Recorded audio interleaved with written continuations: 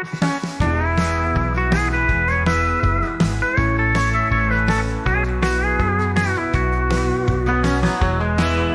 Friends, मैं हूं अपर्णा गांगुली और मैं सहज योग मेडिटेशन प्रैक्टिशनर हूं। मैं 2002 से सहज योग कर रही हूं। अब ऐसे मैंने सहज योग यानी कि श्री माता जी निर्मला देवी जो सहज योग की फाउंडर है, गुरु हैं, तो उनको पाने के लिए मैंने बहुत पापड़ बेले अपने लाइफ में। बहुत ही मुश्किल से मुझे एक गुरु मिली। एक्चुअली मैं बहुत साइंटिफिक ब्रेन्ड हूँ। मुझे सब कुछ डिसेक्शन ट्रे में काट पीट कर देखने का है, क्या बोला जा रहा है और क्या कहा जा रहा है। तो मैंने बहुत कुछ ट्राई किया है, पढ़ के मेडिटेशन किया है, देन बहुत कुछ किया, कुछ मुझे अच्छा नहीं लगा। लेकिन इवेंचुअली मैं फिर सहज योग में आई और धीरे धीरे जो मैंने पढ़ा था, हमेशा से पढ़ती थी, जो बड़े बड़े हमारे जो प्रबुद्ध आत्माएं हैं, जैसे मैं क्योंकि बंगाल से हूँ, मैं जिक्र करना ही चाहूंगी स्वामी विवेकानंद का। तो 1992 की बात है, मैंने पहली बार कुंडलिनी शक्ति के बारे में पढ़ा था राजयोग में, उनके बुक में, और मुझे पता चला कि क्या है ये कुंडलिनी शक्ति, और उसी के जागरण से योग होता है ईश्वर के साथ।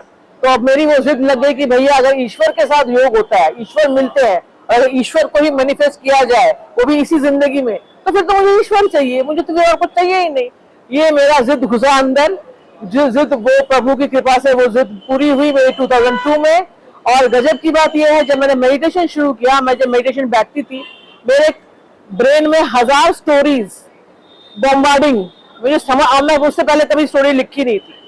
बेसिकली क्या होता है, ये जो सहज योग मेडिटेशन में सिखाया जाता है कि हमारी जो सिस्टम है, बहुत सारे सिस्टम्स हम सब मनुष्य के हैं, जैसे रेस्पिरेटरी है, सर्कुलेटरी है, डाइजेस्टिव है, हम सबका एक ही है। ऐसा तो नहीं है ना कि भैया हिंदू का अलग है, मुस्लिम का अलग है, सिख का अलग, ऐसा नहीं है, या इंडियन का अलग है, या यूके और यूएस का अलग है, नहीं। ह्यूमन बीइंग को एक ही टेम्पलेट में बनाया गया है प्रभु ने, ठीक है ना। तो उसी प्रकार से हमारे ही शरीर में ईश्वरीय तत्व जो बोलते हैं, डिवाइन एलिमेंट जिसको अंग्रेजी में बोल सकते हैं, वो है कुंडलिनी शक्ति और चक्र और नाड़ियों का एक सिस्टम है, उसको हम लोग सटल सिस्टम बोलते हैं। तो मेडिटेशन में होता क्या है, आज तक बहुत लोगों ने सुना होगा, पढ़ा होगा, बहुत लोग बोलते भी है कि भाई आंखें बंद करो, ये सोचो। अब सोचना ही है तो फिर तो हम सोचेंगे कि दुबई में मेरा बहुत बड़ा एक बंगलो है और मेरा स्विमिंग पूल है और मेरा 10 माले का बिल्डिंग है और 50 बेडरूम है। सोच हमारी मनुष्य की बहुत छोटी होती है, और सोच उतनी होती है जितना हमने अपने लाइफ में एक्सपोजर पाया है। यानी कि अगर मैं कोई गांव की छोकरी हूँ, छोटे गांव की अगर छोकरी होंगी मैं, तो मेरा सोच होगा कि हमारा खेत 1 एकड़ से 5 एकड़ हो जाएगा, फिर हम बहुत बड़े आदमी हो जाएंगे। तो वो मेरा सोच हो गया एज ए स्मॉल टाउन और अ स्मॉल विलेज गर्ल। और अगर मैं बॉम्बे जैसी चमक दमक जगह में रहूंगी तो मेरा सोच होगा कि भैया अब तो शाहरुख खान के साथ हम एक्टिंग करेंगे। तो ये मेरा सोच होगा। तो ये सोच तो मनुष्य पे अलग अलग विभिन्न होते हैं, लेकिन ईश्वर तो एक है। उस एक को पाने के लिए एक एक्सपीरियंस होना चाहिए, वो एक्सपीरियंस हमें सहज योग में मिलता है। वो सहज योग में हम लोग बहुत सारे टेक्निक्स हैं अपने, जिस प्रकार से हम सुबह सवेरे उठकर फिजिकल बॉडी को निराते हैं, फिजिकल बॉडी को क्लीन करते हैं। मेंटल बोलते हैं कि भैया माइंड को क्लियर रखो, अच्छी किताबें पढ़ो, माइंड क्लियर रहता है। इमोशनल तब अच्छा रहता है हमारा हेल्दी, जब आप दूसरों को भी रेस्पेक्ट करते हैं, खुद को रेस्पेक्ट तो करते ही है।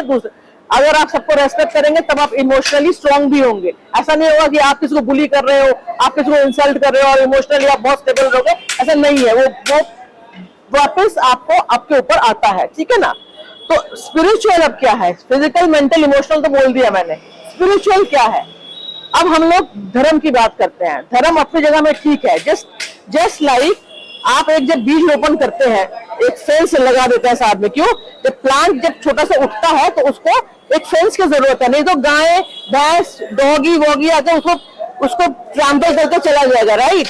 वही धर्म का काम है एक set of protocols and set of rules and regulation, वो धर्म है। लेकिन जो बीज उठकर पेड़ बनता है, वृक्ष बनता है और फल देता है, वो लोगों के काम आता है, वो है आध्यात्म, वो है आध्यात्म की जागृति।